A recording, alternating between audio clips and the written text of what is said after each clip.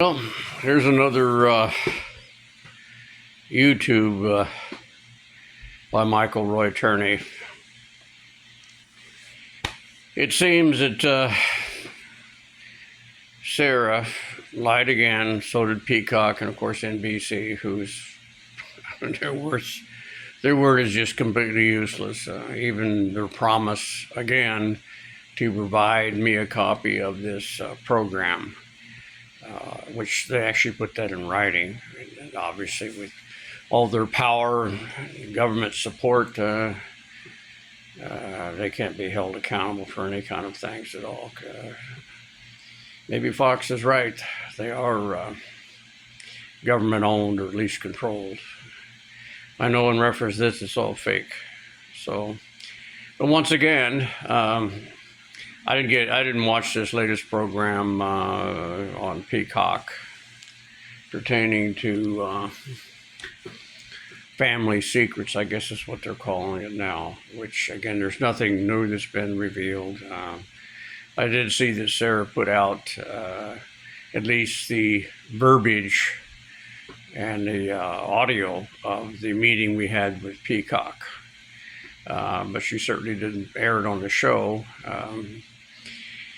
And of course, that's the reason why many months ago, after our phone conversation the day before the interview with Peacock and the interview with Peacock, as I filmed her, I immediately put them on the air because I knew that NBC would audit it or edit it just like ABC did theirs in order to make it look as though I got away with something which never occurred.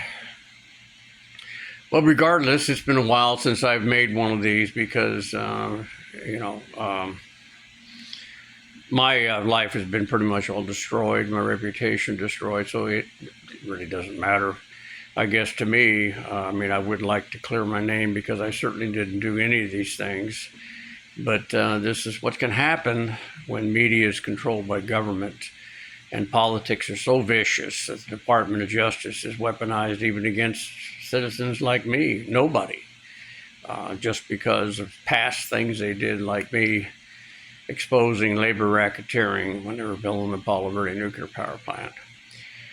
Something that's come back to haunt me more than you'd want to imagine. But even some of the kids that Alyssa grew up with, especially like her two best friends, Renee and Tara, it's so sad to believe after all the time they spent at her house that they could even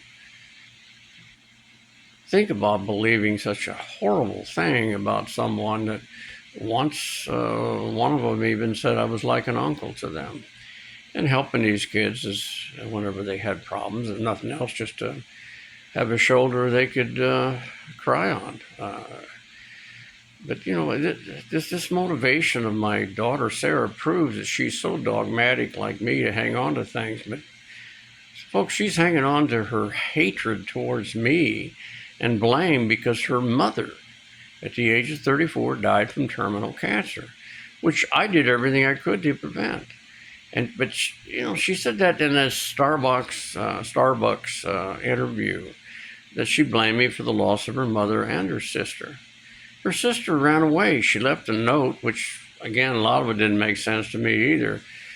But she blamed Sarah. So Sarah's tossing this blame at me.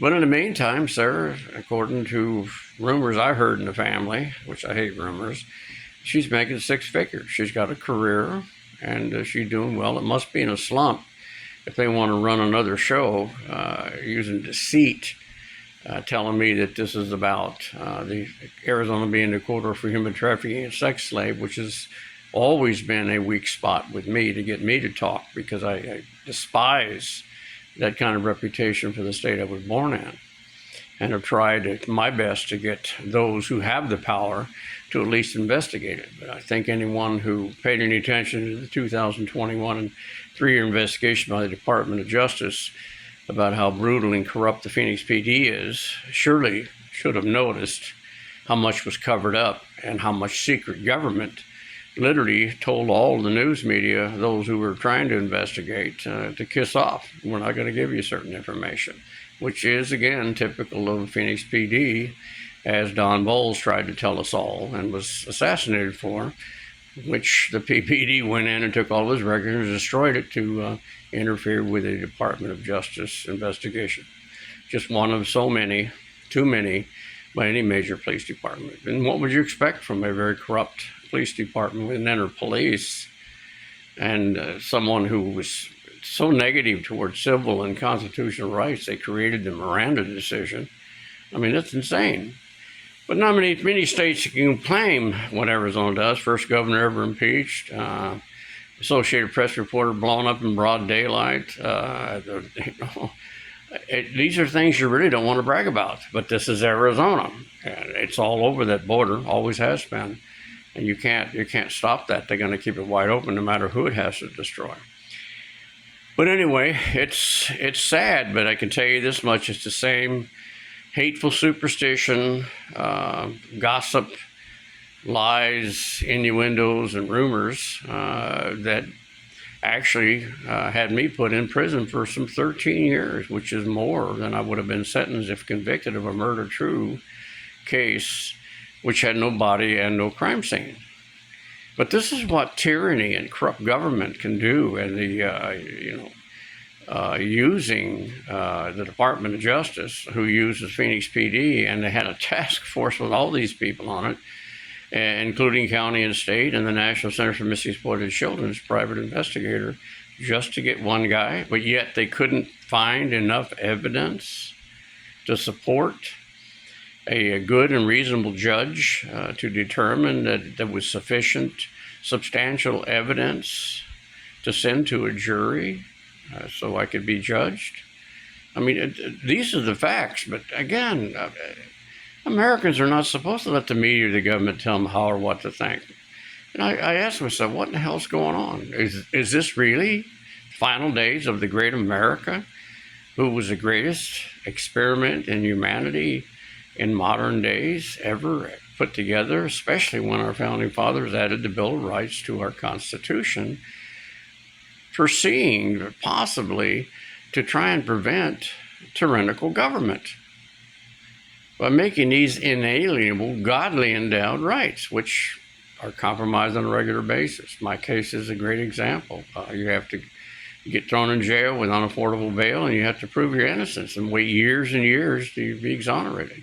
Where now the courts say that you can't get reparation for that anymore. So this is not the America I was born into, not certainly what I was educated in or saw, not what I served my country and my community for, but this is all lies. This is 1692, Salem, Massachusetts, witch hunts, where a judicial proceeding sentenced people to die by hanging based on hateful superstitions, rumors, innuendos, and lies. That's not justice. And yet, even to this day, all these people, including the FBI, refuse to release any documents, and the National Center for Missing Exploited Children, that would help me restart a search for Alyssa. Because I'm the only one for the first 5 years who even searched for Alyssa and forced the Phoenix PD to do their damn job to put her dental records and DNA into NCIC. The frustration of that alone was, but then again, the Phoenix PD and the FBI waited until the 5-year mandate before they could declare someone dead. And all it takes is the cop to lie under oath, which the war on drugs now, according to the courts, allow police officers to lie under oath. And there's no accountability. This is insane. How in the hell are we going to turn this around? And now we have a nation divided into so much hate. And it seems to be almost a war on sexes. They hate Donald Trump so much that they would vote for an incompetent. Folks, we're in a lot of trouble in the world court. And this is all serious. We could be eliminated in a heartbeat. And this is not a joke. And yet we don't have any leadership. I mean, if you really think Biden is competent, then you have a serious problem yourself. I mean, and just by listening to Kamala Harris ought to tell you what the hell is going on in her mind. I mean, she's not that kind of person. Now, whether you like Donald Trump or not, he is obviously a successful businessman. And by the fact that he is an outsider, which is proven whenever they create pandemics, 2 impeachments, that's a little over the top, isn't it? Try and destroy him financially, convict him of a crime committed every 30 seconds in Washington, D.C., but can't get it at the federal level because it would set a precedent for they go after almost everybody in Washington, so they drop it down to a state level. Then an attempted assassination and a plan for a second attempt? That's not America. Anyway, I love my daughter very much. I'm not really sure where to go, but again, my primary concern with even this video is the endangerment that she's putting her family into. I mean, if it gets me killed, hell, it would probably relieve me of the misery I go through not knowing where Alyssa's at, and the misery of losing a daughter who I know is suffering severely from rejection because of the loss of her mother before she even knew she had a mother. Good luck to you. Good luck to America. But I try to answer some of the emails by educating people as to the facts of this, what was going on in the case. And believe me, what's called the Brady violations was done endlessly by the Phoenix PD. Even the FBI withheld the confession of Thomas Heimer, though there was more evidence that was discovered that he killed her than there was what they had on me when they decided to go ahead and use a full military operation. Which that also brings to mind, they play a video on the news now, but they don't show the 2 Humvees that were in this. They don't show the actual armored car, which are all federally funded, given to the Phoenix PD, which is a real stupid idea because they're known for brutality and excessive force. They don't show that vehicle ramming me twice while I'm moving down the road to arrest a 72-year-old man when they had the option to simply have my probation officer, my federal probation officer, call me downtown and conduct an arrest without any kind of a form of violence. No, that's Phoenix PD, absolutely. The creators of Miranda, and they still operate the same way, and there's not a damn thing you can do about it because they're protected by the corruption in Washington, D.C. So the moral of the story, we, the people, have the burden once again to save this nation as we always have. Vote out all incumbents for the next 20 years. And that's for the sake of our children's children, not for us. We'll be dead before this can be turned around. Because these people, 50 years is too long in government, and there's too much corruption, too much bribery going on. And most of these people have been caught endlessly. It's rare that they're ever removed, but sometimes that occurs, but we don't know the underlying reasons. Good luck to you. Good luck to America.